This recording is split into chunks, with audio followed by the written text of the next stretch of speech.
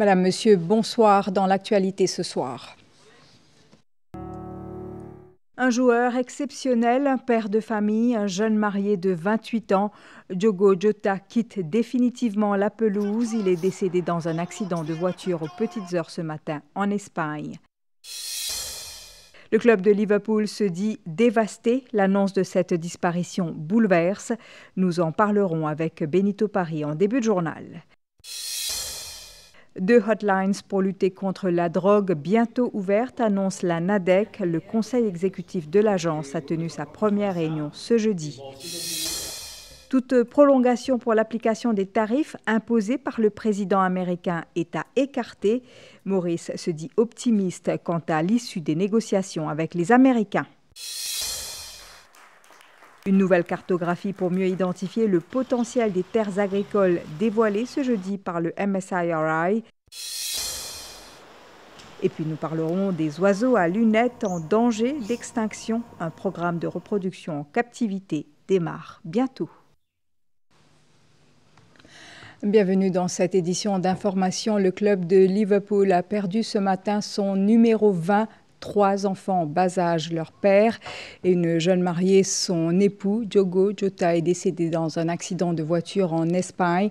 L'attaquant international portugais avait à ses côtés son frère, André, également décédé. Brillant joueur de football, il s'est révélé à Liverpool où il a conquis 4 titres et disputé une finale de Ligue des Champions. Benito Paris, bonsoir. Bonsoir à vous Valérie. Merci de nous rejoindre pour nous parler de cette actualité triste et bouleversante. Liverpool et le football perd un joueur talentueux, inclassable, mais aussi une très belle personne. Triste jeu effectivement pour les amoureux du foot, Valérie, et pour la famille Jota, l'équipe a fait un mal, comment le dire dans le langage mauricien. Le monde pleure, la disparition tragique, vous l'avez dit, de Diogo Jota, le joueur portugais de 28 ans, le joueur de Liverpool, un joueur exceptionnel. L'archétype même du footballeur moderne, de l'attaquant moderne, intelligent dans ses déplacements, vertical dans ses appels. Il sentait le jeu, comme on le dit dans le jargon. Il était généreux dans l'effort, il aimait décrocher. Il aimait surtout presser la défense adverse, ce qui faisait le bonheur de ses entraîneurs, notamment Jürgen Klopp et Arne Slot. Confidence personnelle, Valérie, vous l'avez dit, inclassable à la console de jeu. Personnellement, quand je commence à jouer, je le sélectionne en premier. Pourquoi? Parce que, comme on le dit dans le jargon mauricien, il y en a l'ipépotu. C'est un attaquant qui savait marquer des buts, contrairement à d'autres. Il pouvait jouer numéro 9, 9,5, milieu offensif. Il a été souvent buteur décisif également pour l'équipe de Liverpool, notamment cette saison contre Crystal Palace en octobre dernier ou encore en avril contre le rival Everton. Bref, toutes les qualités requises dans le foot moderne, Valérie, et tous les amateurs vous le diront, quand il n'était pas blessé, c'était un joueur plaisant à apprécier. Et vous l'avez dit également au début, avant de passer à Liverpool, avant de faire le bonheur surtout de Liverpool en 2022, il était passé par le Pacos de Ferreira, l'Atlético de Madrid, le FC Porto, les Wolverhampton Wanderers et bien évidemment les Reds avec le club. Il a remporté notamment la Premier League quelques semaines de cela.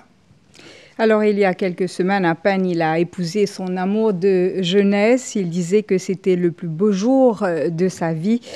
C'est, je pense, cette image de lui souriant, heureux, qui bouleverse encore davantage ses fans, mais pas que, Benito. Effectivement, Valérie, il laissera des traces indélébiles dans les mémoires comme joueur, mais aussi comme personne. On dit de lui que c'était une bonne personne, généreuse, toujours à l'écoute, prête à aider. Sachez que la communauté également des gamers est en deuil parce que Diogo Jota était également spécialiste des jeux vidéo, très populaire sur les réseaux. Il avait des millions de followers et ce qui bouleverse également Valérie concernant Diogo Jota, c'est qu'il venait de se marier avec son amour de jeunesse. Il laisse derrière lui 3 enfants en bas âge, nés en 2021, 2022 et 2024. Et comme quoi, Valérie, le destin est imprévisible. Selon CNN Portugal, Diogo Jota et son frère André se rendaient à Santander hier soir pour y prendre un ferry en direction de l'Angleterre, justement. Pourquoi? Parce que il avait été déconseillé de prendre l'avion suite à une opération. Quelle tragédie. Quelle tragédie. Et vous l'avez dit, dévasté, choqué, bousillé, inconsolable, grande perte également. Malheureusement, ce sont les mots utilisés ces dernières heures concernant Diogo Jota pour les dirigeants de Liverpool. C'est une perte énorme. Ils sont dévastés, mais appellent au respect de l'intimité du joueur et de sa famille. Grande émotion et tristesse aussi du côté de la Fédération portugaise de football. Jürgen Klopp, le technicien allemand qu'il avait fait venir Jota à Liverpool en 2020, se dit bousillé par la nouvelle. Hommage aussi des joueurs comme Cristiano Ronaldo, Jamie Carragher. De son côté, l'UEFA a annoncé qu'une minute de silence sera observée dès ce soir lors des rencontres de l'Euro féminin. Et bien évidemment, cette nouvelle bouleverse également les Mauriciens et pas que les fans de Liverpool. Ils saluent la mémoire d'un joueur talentueux, solidaire. Écoutez ces propos recueillis par Ajmal Moïtob.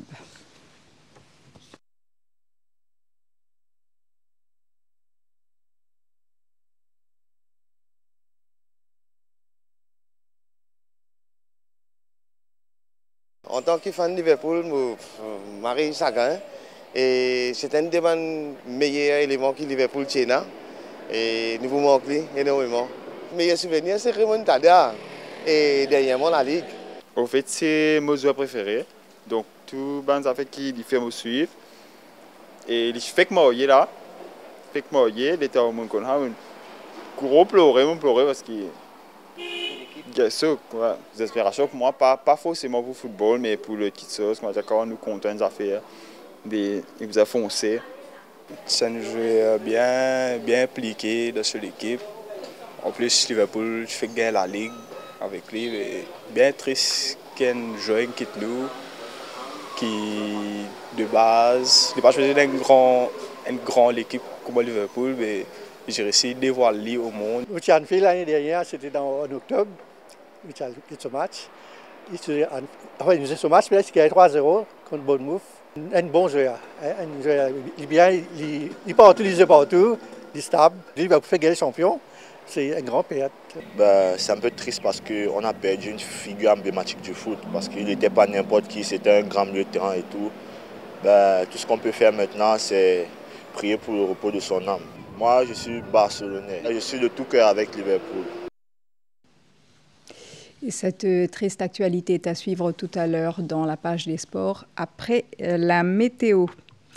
Également dans l'actualité, un avertissement de très forte houle du sud-ouest valable jusqu'au vendredi 4 juillet 16h a été émis par les services météorologiques de Maurice. La haute mer reste très agitée avec des vagues d'environ 4 mètres sur les plages de Pomponette, Saint-Félix, Belle-Ombre et Le Morne. Très peu de personnes se sont aventurées aujourd'hui. Pêcheurs et plaisanciers ont gardé leurs bateaux à l'abri.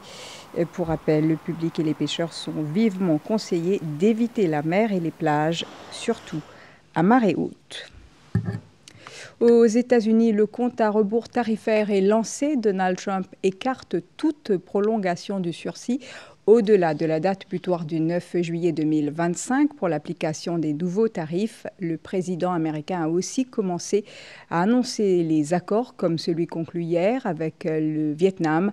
Entre-temps, à Maurice, l'attente est grande, tant du côté du gouvernement que des opérateurs économiques qui espèrent un deal dans les prochains jours. L'optimisme est permis. Abdel Bolaki.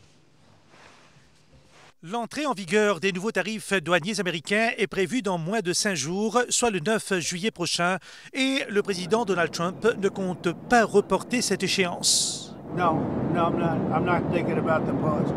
I'll be writing letters to a lot of countries, and I think you're just starting to understand the process. Désormais, tous les regards sont tournés vers Washington pour l'annonce de chaque accord commercial bilatéral. Après le Royaume-Uni, c'est au tour du Vietnam d'avoir conclu un deal avec la Maison-Blanche hier. Un accord qui exonère les produits américains de droits de douane sur le sol vietnamien, tandis que les exportations vietnamiennes seront, elles, soumises à une surtaxe d'au moins 20% aux États-Unis. Selon plusieurs analystes, la stratégie américaine vise à réduire son déficit commercial. Et pour que Maurice réussisse dans sa démarche, il faudra augmenter nos importations en provenance des États-Unis. Des possibilités existent, affirme un ancien directeur du commerce international au ministère des Affaires étrangères. Il y a une grande possibilité qui nous importe coton des États-Unis une proposition très concrète pour dire que voilà, nous pouvons importer coton de l'Amérique en franchise de droits de douane, pas pour charge aucun droit de douane, en contrepartie donc pour permettre nous pour vendre nos produits, donc pour vendre un vêtement qui est fabriqué aux États-Unis. Donc c'est une proposition gagnant-gagnant. Donc avec la volonté de l'île Maurice qui est fini affichée pour nous capables de combler ces déficits, vous pensez pour bien évidemment l'Amérique pour bien welcome ça. En fonction de ça, nous relativement optimistes. Contacté par la MBC ce jeudi, le ministère des Affaires étrangères à Port-Louis indique qu'un accord pour Maurice pourrait être annoncé dans les prochains jours. La partie mauricienne se dit optimiste, même son de cloche du côté de la MEXA, la Mauritius Exports Association, qui affirme avoir travaillé en étroite collaboration avec le gouvernement sur la proposition mauricienne. L'objectif, garantir la pérennité de nos exportations vers les États-Unis dans les meilleures conditions. Nous restons aux États-Unis où l'ambitieux projet de réforme fiscale et de réduction des dépenses du président Donald Trump, baptisé One Big Beautiful Bill, a été adopté de justesse par le Sénat, ouvrant la voie à une épreuve de force à la Chambre des représentants. Le vice-président J.D. Vance avait fait pencher la balance en faveur de l'adoption du projet de loi. Mais tout n'est pas gagné. Cynthia Moutou. Malgré la promesse de Donald Trump de ne pas toucher à Medicaid, le programme de couverture santé destiné aux foyers les plus modestes, ce programme pourrait subir des coupes de près de 500 milliards de dollars. Et pour y rester éligible, les bénéficiaires sans enfants devront désormais justifier de 80 heures de travail par mois. D'après les projections du Congressional Budget Office, une agence parlementaire non partisane, 8,6 millions d'Américains pourraient ainsi perdre leur assurance santé d'ici 2034. Le programme d'aide alimentaire SNAP serait également amputé, privant 3 millions de bénéficiaires mensuels de leurs bons d'alimentation. Le texte prévoit aussi 350 milliards de dollars de nouvelles dépenses, dont 150 milliards pour le Pentagone, notamment pour le dôme d'or, le nouveau bouclier antimissile de Trump. Le reste sera dédié à la lutte contre l'immigration avec le recrutement de dizaines de milliers de gardes-frontières et la reprise de la construction du mur à la frontière mexicaine. Retour à Maurice, le tout nouveau conseil d'administration de la SBM Holdings s'est réuni en début de semaine pour l'Assemblée générale annuelle. Une première réunion marquée par de nouvelles ambitions stratégiques pour repositionner la banque. Yacine Delmamod.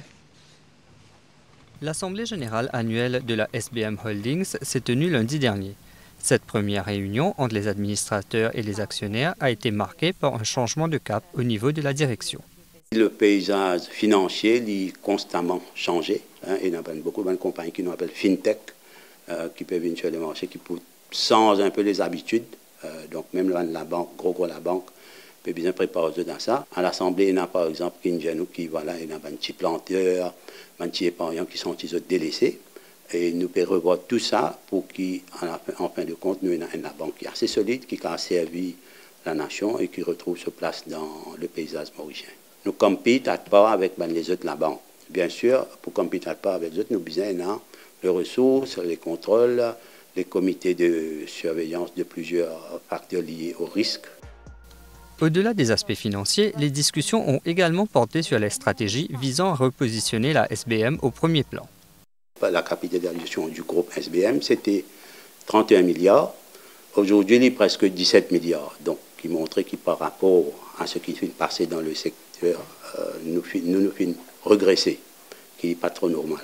Nous pouvons travailler une stratégie que nous sommes capables de ramener la SBM vers la position qui l'y méritait. Nous pouvons mettre sur pied beaucoup de contrôles, le côté risk management, parce que comme vous connaissez, le secteur bancaire et financier, c'est un secteur à risque.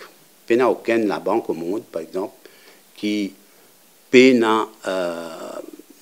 actifs qui non performants. Toute la banque est là, mais seulement quand nous, il finit de passer un seuil et ne trouvent ça anormal. Par ailleurs, un ambitieux plan de digitalisation est en préparation sous cette nouvelle direction. L'objectif est d'améliorer la qualité du service tout en inscrivant la banque, fondée en 1973, dans l'ère numérique. Dans le secteur de la canne, une nouvelle carte qui évalue et classe les terres agricoles selon leur potentiel et rendement a été dévoilée cet après-midi. La Land Suitability Map du Mauritius Sugarcane Industry Research Institute vient remplacer l'ancienne qui date de plus de 50 ans. La nouvelle cartographie permettra une meilleure planification des cultures agricoles pour une meilleure productivité. Dassa Palasormi. Cette carte de l'île Maurice classe les terres agricoles selon leur rendement et leur potentiel. En jaune, les zones déjà construites ou habitées. En marron foncé, les terres à très haut rendement. En marron clair, celles à rendement moyen. Et en rouge, les zones à faible potentiel.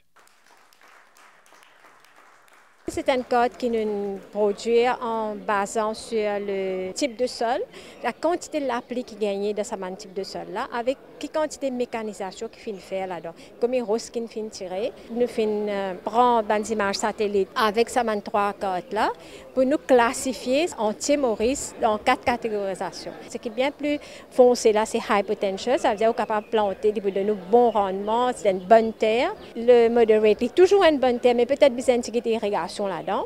Le potential, c'est travail pour être capable de nous un bon rendement. Et le terrain marginal, nous allons mettre les autres crops qui sont associés, qui sont capables d'adapter à sa marginal lens.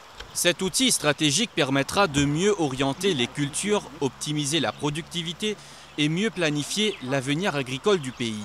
La précédente carte, aujourd'hui obsolète, datée de 1973. C'est extrêmement urgent pour nous pour refaire un nouveau code. Quand nous connaissons notre potentiel, nous pouvons faire un planning pour décider quand nous pouvons replanter canne, quand plante canne pas trop intéressant, mais aussi quand nous pouvons faire food security, légumes, et aussi des autres secteurs économiques, par exemple, ça qui nous appelle un terrain avec un potentiel plus faible, capable d'être exploité pour des panneaux solaires, pour projets énergétiques.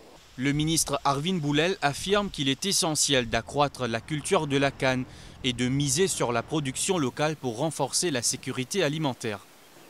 Dans un contexte de precision agriculture, ça c'est très important. Aujourd'hui, because 28 000 hectares qui sont disponibles. Le PDA nous augmente la production de sucre. Le Land Conversion Committee, pour un regard bien strict, la conversion des terres, parce qu'il nous protège, nous empêche l'encroachement de prime agricultural land. Cette carte, appelée Land Suitability Map, sera accessible sur le site web du ministère de l'Agro-Industrie. Elle devrait être mise en ligne d'ici 1 mois. Dans l'enquête judiciaire sur les décès de patients dialysés au nouvel hôpital de Souillac en mars-avril 2021, un officiel du ministère de la Santé sera appelé à la barre le 15 juillet prochain. Il devra notamment expliquer le protocole de prise en charge durant cette dite période et au cours de laquelle 12 patients sont décédés. On fait le point avec Avinta Pessar.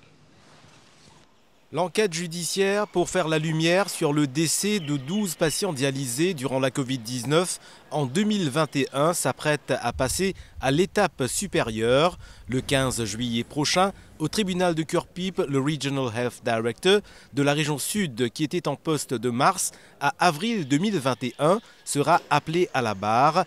Il devra expliquer le protocole qui avait été mis en place au New Souillac Hospital et au centre de quarantaine de l'hôtel Tamassa pour la prise en charge des patients dialysés.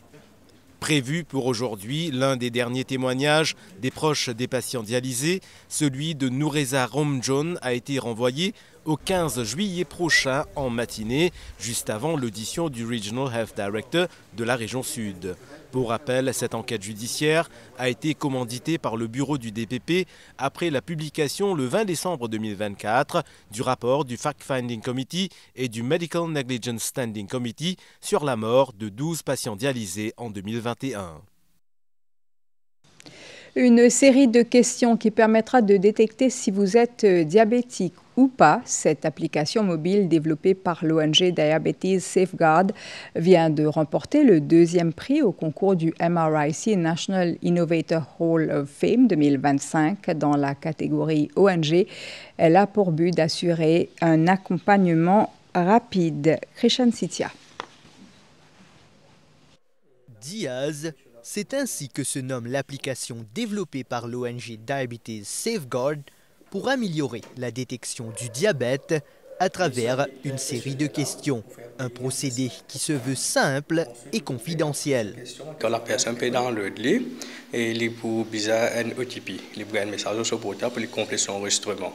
Et quand il finit son enregistrement, il est pour bizarre tape sur Foot Assessment, il commence au Foot Assessment. Il prend à peu près une trentaine de questions. Ma question est en créole pour y accéder à plus beaucoup de personnes. Et il prend sur le temps. En fait, ce qui nous fait envie, c'est que la personne est vraiment lui-même. Et quand il finit de faire ce assessment, l'état il submit et seulement une réponse au questionnaire, en fait, il peut gagner un score. Le score là, il peut donner un pourcentage. Si le pourcentage est plus faible, prenez un pop-up qui peut paraître. Le pop-up là, vous allez prendre un rendez-vous avec nous. Fondée en 2014, l'ONG est dédiée à combattre le diabète, qui est l'une des principales causes de décès à Maurice. Cette application vient ainsi faciliter une prise en charge rapide des patients diabétiques ou prédiabétiques selon les réponses reçues. Nous pouvons avoir les tests plus approfondis que nous pouvons faire. Par exemple, nous connaissons neuropathie, qui veut dire nerf dans l'IP affecté, avec circulation dans l'IP avec un diabétique de long terme et qui est mal contrôlé. Donc, nous pouvons faire 2 tests à la base. Nous pouvons checker sensibilité de l'IP avec un appareil qui nous appelle PodiaSense. Et ça, nous pouvons montrer nous code de nerf et comment ça va battre. Nous pouvons gagner un rapport. Deuxièmement, nous pouvons prendre ABPI, nous pouvons tester tension dans les bras et dans les pieds. Nous pouvons guetter à quel point notre circulation dans les pieds est affectée. L'application mobile a valu la 2e place au MRIC National Innovator Hall of Fame 2025 dans la catégorie ONG et sera disponible d'ici fin juillet sur les plateformes de téléchargement d'applications. Les services d'un consultant retenu pour définir les modalités d'une Smart Card pour réguler entre autres la vente des bonbonnes de gaz ménagers. À cela s'ajoute l'introduction d'une loi pour limiter l'achat de ces bonbonnes par les particuliers. Michael Sikuen explique ces décisions par l'épuisement beaucoup trop rapide des stocks. Voyez ce reportage tourné dans les stations de service pour mieux comprendre la tendance autour de cette vente avec Ria Ramojon. Dans cette station d'essence à Moka, pas moins d'une centaine de bonbonnes de gaz aménagées sont livrées 3 fois par semaine. Aussitôt livrés, les premiers clients ne tardent pas. Combien de gaz vous servez pour moi? On me servi des gaz pour moi, c'est pour manger. Et aussi pour gagner? Bien sûr, parce que moi, je vais mettre de l'eau dans l'addiction. Selon Nanda Arian, responsable des ventes de bonbonnes de gaz aménagées, ce stock s'écoulera très vite. Qu'est-ce qui explique cette tendance haussière? Nous lui avons posé la question. Nous recevons le gaz 3 fois par semaine. Ces derniers temps-là, la vente est augmentée par contre parce qu'il parfois, et un client il n'a pas payé un gaz, mais un client qui peut sortir, il sortit de Maïbou, il peut sortir dans l'Est, dans le Nord, il peut venir, il y a des pines roulées, partout, il n'a pas payé un gaz. Alors c'est parfois les temps de sens ici qui dit qu'il n'y a pas un gaz. On prend la bénou gaz, finit bien vite. Ce livreur de gaz, qui sillonne le centre du pays, évoque lui aussi une augmentation dans la fréquence des livraisons. Les gaz avaient plus beaucoup, surtout dans la région Capip, Saint-Paul, Cap-Beaune. Ramateur peut donner tantôt peut fini. Si la plupart de la clientèle s'approvisionne pour des besoins domestiques, il y a aussi ceux qui font le plein à des fins industrielles ou pour la décantation, des pratiques tout aussi dangereuses qu'illégales. Pour réguler cette situation, l'introduction d'une Smart Card est ainsi envisagée. Nous avons la loi qui peut venir avec une limite de gaz. Allons dire 3 gaz, 4 gaz, un monde acheter un seul coup, il trop beaucoup même déjà ça. Mais nous parlons ça du monde qui acheter 10 gaz, 30 gaz, un seul coup là.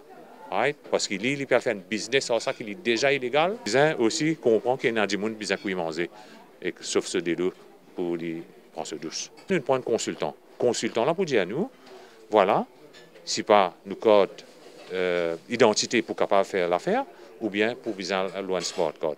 Le but là-dedans, c'est plutôt pour régler le problème de gaz. L'objectif canalisant ces efforts reste le même, s'assurer que les consommateurs ne soient pénalisés en aucun cas.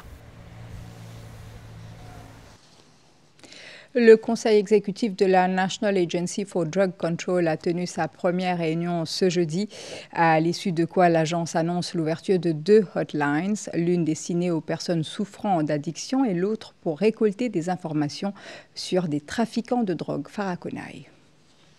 Des affaires qui m'ont envie de faire ça très vite, à tous les niveaux, c'est mettre des hotlines.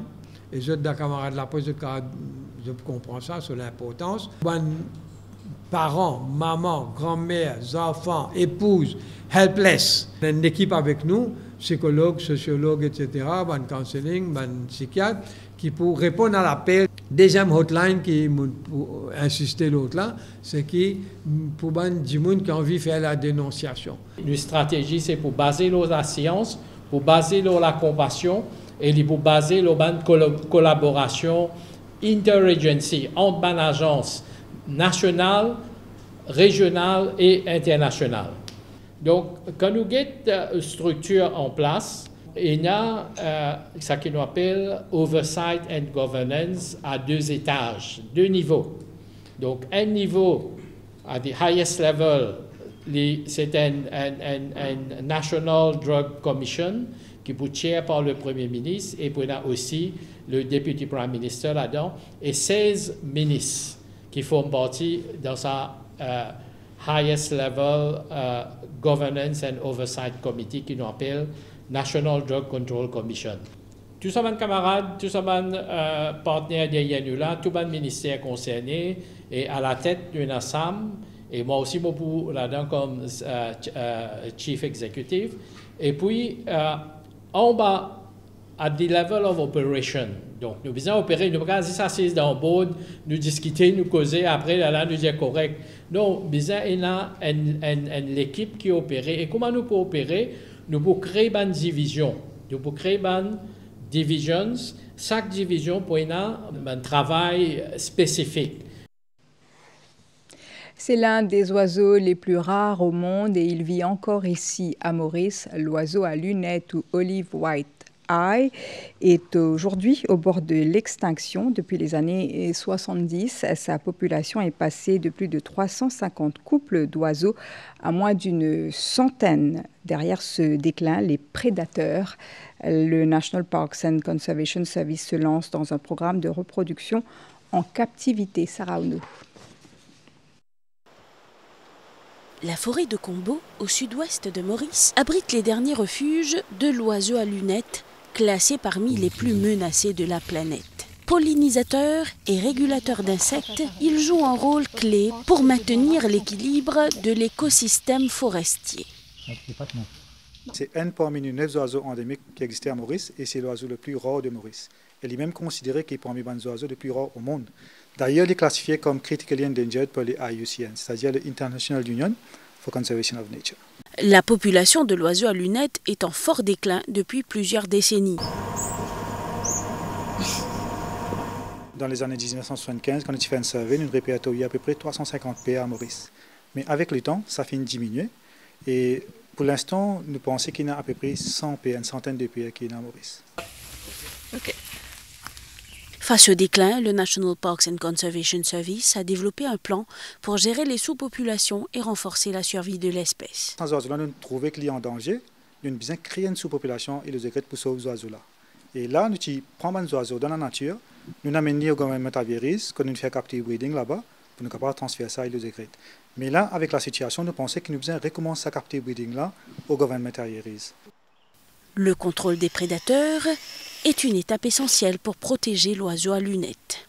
L'exemple des prédateurs qui nous sont dans nos parcs, c'est principalement les rats, les souris, et les macaques à longue queue, les chats errants et les sangliers. Les malheureux qui beaucoup de gens qui nourrissent ça, d'autres logs dans la forêt et ça fait du taux à nos animaux endémiques. Dévore les dizaines d'oiseaux là et aussi détruire les nids. Le plus grand espoir pour le National Parks and Conservation Service est de lancer un programme de reproduction en captivité pour sauver l'oiseau à lunettes de l'extinction. Une demande de budget pour lancer ce projet est à l'étude. Ce qui nous amène à la fin de ce journal. Merci, à suivre la météo et les sports. Excellente soirée à vous.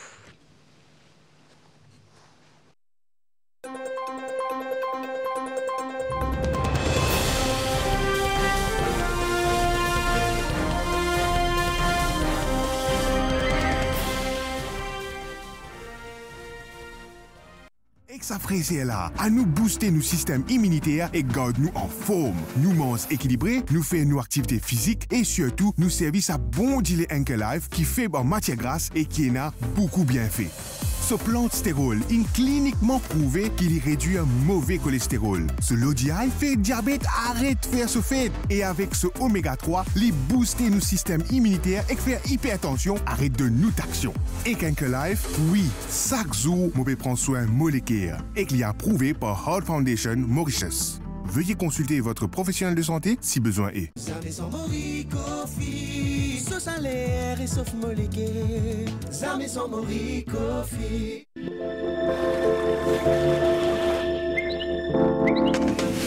Un avertissement de forte houle pour Maurice, Rodrigue et Saint-Brandon est valable jusqu'à 16h demain après-midi.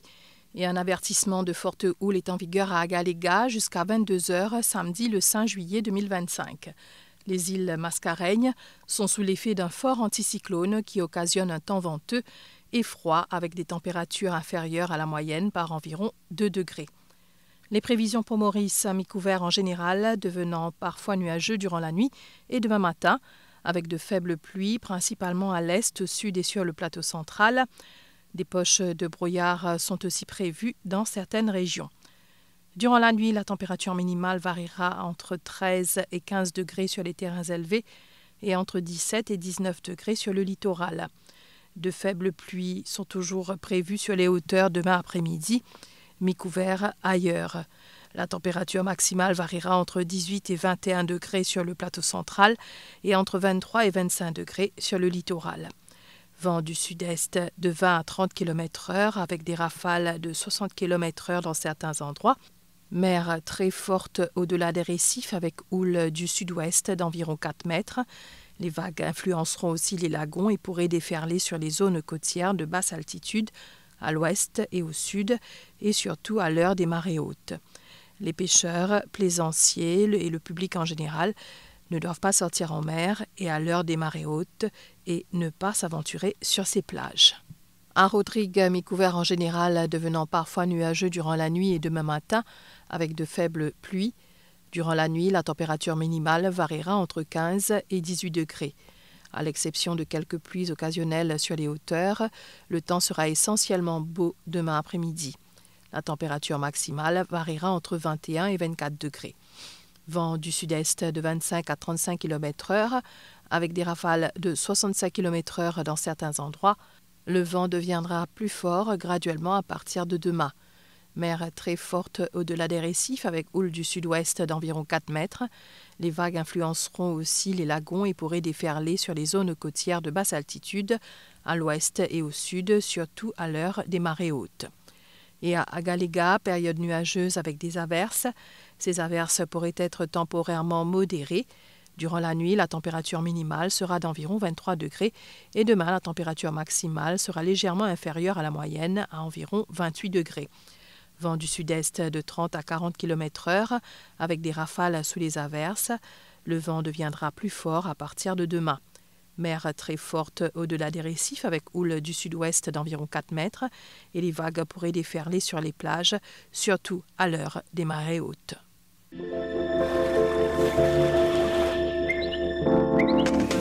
Zame son mori kofi, sauce à l'air et sauf molégué. Zame son mori kofi, ricofi.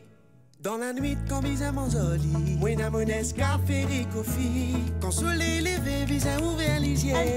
Escafé ricofi. Zame son mori kofi, un pantazon de famille. Zame son mori kofi, sauce à l'air et sauf molégué. Nescafé Ricofi, témoigne l'avancement depuis plus que 50 ans. Zame son mori kofi. Nestlé, good food, good life.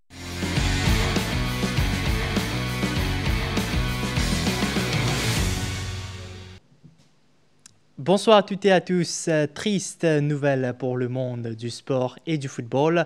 Diogo Jota, joueur international portugais de 28 ans évoluant à Liverpool, est décédé tôt ce jeudi matin dans un accident de la route survenu dans la province de Zamora en Espagne. À ses côtés se trouvait son frère André, âgé de 26 ans, également footballeur professionnel au FC Penafiel en 2e division portugaise. Tous deux ont péri dans une sortie de route suivie d'un incendie du véhicule dans lequel ils circulaient. Retour sur les temps forts de la carrière du désormais ex-numéro 20 de Liverpool, Diogo Jota, qui cette année encore avait remporté la Premier League avec les Reds et décroché la Ligue des Nations avec le Portugal. Un reportage signé Robert Deschambault. L'attaquant portugais Diogo Jota s'est éteint à l'âge de 28 ans, laissant derrière lui une carrière marquée par talent, détermination et passion du jeu.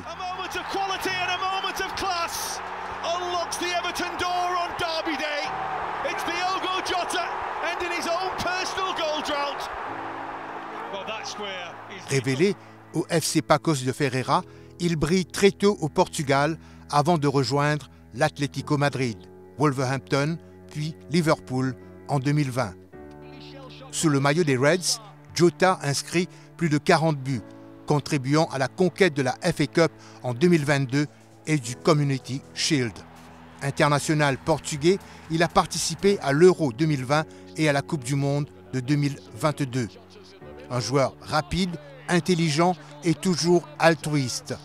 Diogo Jota laisse le souvenir d'un homme discret mais profondément respecté sur et en dehors du terrain. Diogo Jota venait de se marier avec la mère de ses 3 enfants et profitait de quelques jours de vacances avec ses proches après une longue saison durant laquelle il a pris part à 37 matchs avec Liverpool pour 9 buts et 4 passes décisives. Adieu, champion.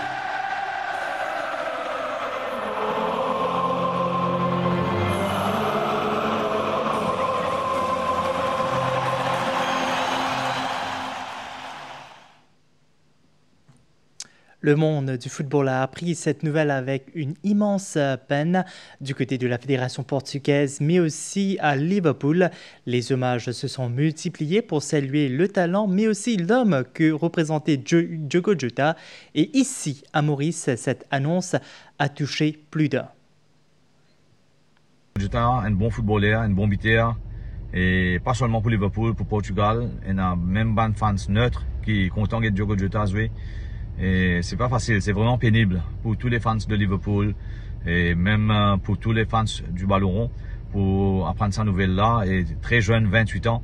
Je suis attristé et étant un fan de Manchester United club, mais ça fait vraiment chagrin que nous perdions Diogo Jota. Et même si nous sommes un rival de Liverpool, donc je connais sa douleur-là quand nous perdons un bon joueur et surtout sa performance est extrêmement bien, même comme il a joué contre Manchester United et pas même avec nous l'équipe mais avec les autres l'équipe.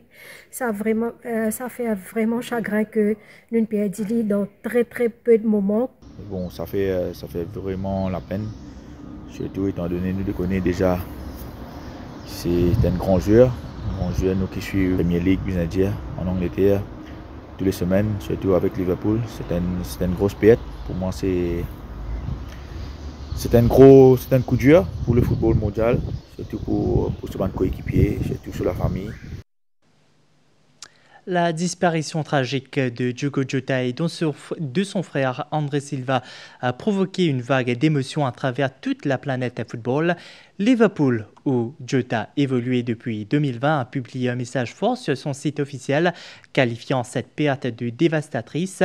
La Fédération portugaise de football a de son côté salué dans un message émouvant 2 champions unis jusqu'au bout.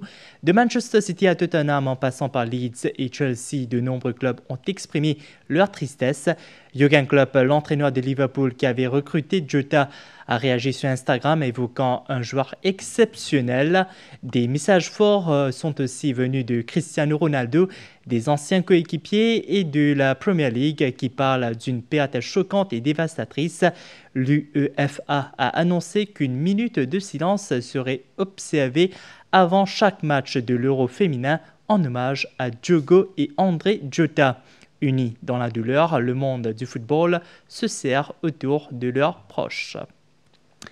Hippisme, 6 premières licences d'entraîneurs approuvées par la Gambling Regulatory Authority à la suite d'une réunion de son conseil d'administration mercredi. Les postulants ont rempli les critères nécessaires, surtout la justification de leurs sources de revenus et les procédures ont suivi leur cours. Ainsi, les premiers qui ont vu leur démarche aboutir en vue de la saison 2025 sont Ramapati Gajadhar, Subiraj Gajadhar, Vincent Hallett, Carl Ewitson, Pritam Debi et Vicky Ruhi. D'autres candidats sont toujours en lice et les procédures administratives continuent.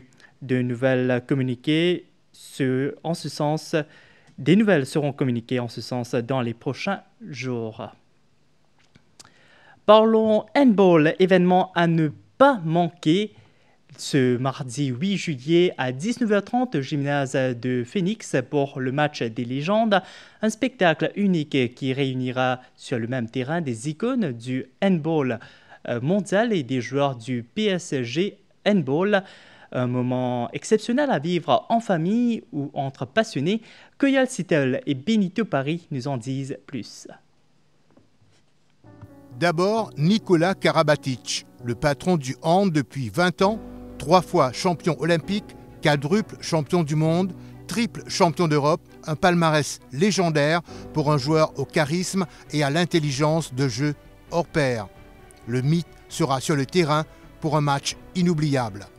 Ensuite, Jackson Richardson, l'icône des années 90, meilleur joueur du monde en 1995, capitaine des Barjots, artiste imprévisible, il a ouvert la voie à toute une génération. Le Réunionnais revient pour faire vibrer le public comme au bon vieux temps. Puis Daniel Narcisse, alias Air France.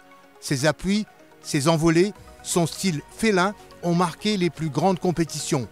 2 fois champion olympique, 4 fois champion du monde, une légende vivante. Et Patrick Casal, pilier des costauds, champion du monde en 2001, devenu entraîneur respecté. Il rechausse les baskets pour le fun, pour le show et pour régaler le public mauricien. Un rendez-vous à ne pas manquer, le match des légendes, ce mardi 8 juillet à Phoenix. Du grand spectacle, des émotions et une dose d'histoire du handball en live à Maurice. Vous l'aurez compris, c'était un reportage signé Robert Deschambault. Tennis maintenant, direction Wimbledon. Novak Djokovic continue son chemin. Le numéro 6 mondial s'est imposé en 3-7 cet après-midi face au Britannique Daniel Evans. Hier, ce sont Carlos Alcaraz et Emma Raducanu qui ont brillé. Les 2 stars du tennis espagnol et britannique ont remporté leurs matchs respectifs, validant ainsi leur billet pour le 3e tour. Le point complet avec Rajiv Gumpet. Une somptueuse affiche Sabalenka Raducanu au prochain tour. Emma Raducanu, la star britannique, a battu Vondrousova mercredi soir en 2-7, 6-3, 6-3. Elle est à suivre lors de ce tournoi. Le champion espagnol Carlos Alcaraz n'est pas en reste. Il a dominé Oliver Tarvet en 3-7. Alcaraz commence à trouver ses repères à Wimbledon. La compétition se poursuit jusqu'au 13 juillet prochain. Nouvelle qui nous amène à la fin de ce journal des sports. Merci de l'avoir suivi. Très bonne soirée sur les chaînes de l'AMBC.